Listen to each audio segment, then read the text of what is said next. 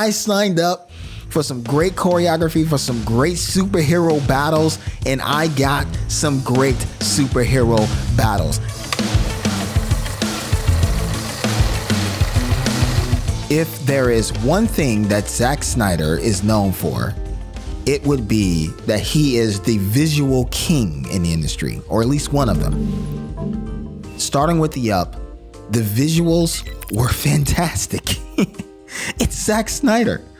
So of course he's going to lean into the visuals, and they were just amazing. I mean, let's start here. The choreography, oh my goodness. Give me the goods. I signed up for some great choreography, for some great superhero battles, and I got some great superhero battles. That warehouse scene. Yes. Absolutely yes. This slice is going to get a noteworthy bonus because that scene just showed how amazing Batman took care of business and how amazing of a fighter he is. And not even just in that scene, but the choreography across the board with various fight scenes throughout the entire film was amazing. It looked phenomenal. It looked great.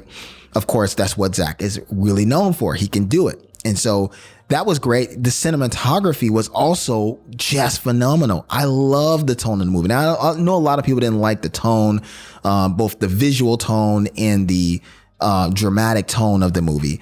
I had no problem with either. And particularly the visual tone. Yes, you have like your more muted colors, just more of a dark kind of feel. But I absolutely loved it. It looked beautiful. It was gorgeous. Give me more of that. Give me more of that. The color and the lighting was beautiful, just amazing. The atmospheric shots, the wide shots, the long shots, the bird's eye view shots, the close-up shots. It was just phenomenal. It looked absolutely amazing. So from the choreography and fight scenes to the cinematography, it was all great. Those are all of the up. But the down is this. The over slow-mo really took me out of the visual experience of this movie. I'll get into that a little bit more when I talk about the direction, but that was one of the down. The other down is this. You guys remember that scene after Superman got nuked? If you go back and watch that scene, when you look at Superman just kind of hovering in space, it looked bad. It was really bad. I mean, the CGI was just not finished or whatever. So definitely one of the down in terms of the CGI. And, normally I give that a pass in, more lower budget movies, but it's not. This is Batman v Superman from Warner Brothers. This is not a low budget movie. Frankly, there's no excuse that you should have CGI unfinished like that. Just horrible. So that was bad. That was one of the down.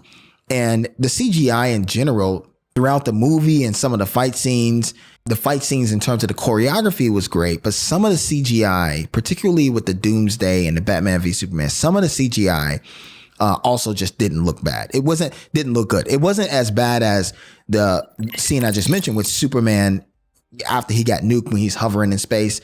It wasn't that bad, but it definitely, you can tell that it was CGI. Obviously, you want us to believe that this is realistic. Well, some of the CGI definitely made me feel like it wasn't quite realistic. So that was one of the down. And the look of Doomsday, I actually enjoyed that they gave us a Doomsday that doesn't quite look like the Doomsday in the comics yet. Because let's be honest, Doomsday basically looked like Abomination from the Hawk movie, right? The Marvel's Hawk movie. He looked like Abomination. I mean, come on, look at Doomsday again. He clearly did not look like the Doomsday that we know in the comics. I get all of that. I'm actually not.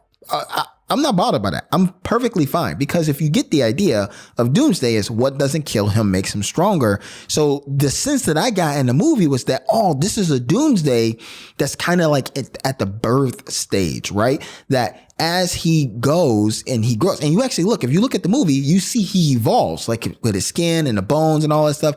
He evolves as the battle goes on.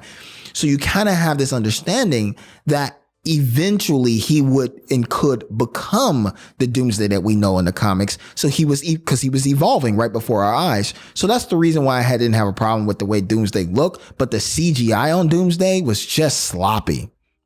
So that's why it's one of the down, because it was just sloppy. it didn't look good. It looked like CGI. It looked like a CGI monster. It didn't look like, and don't get me wrong, there are times when it looked good, but for the most part, it really just didn't look realistic and was essentially a visual chaotic mess when you're dealing with the Doomsday fight. It was just too much going on visually. So that's the down. All around, I absolutely love the choreography. I absolutely love the fighting. Was just phenomenal. Again, they're going to get a bonus point specifically because of that scene with Batman at the warehouse. He took care of business, handling them like they were children. It was great. But being a big budget movie, no excuse for some of the CGI mishaps. It was really, really problematic in that regard. The battles were epic and they were fantastic, but it suffered from that bad CGI. So that is what I think about the visuals. What did you guys think about the visuals? You may have loved it way more than me. Maybe you didn't even see some of the visuals, the CGI problems that I saw. Comment in the section below. Tell me, what do you think about this slice of the pie? In the meantime, I'm going to go ahead and give this slice, the visuals, a score and a verdict.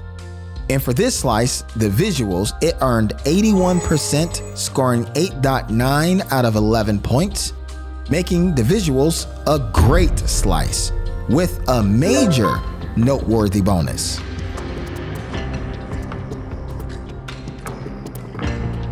Peace in, my friend. You just finished watching a segment of a Movie Pie episode.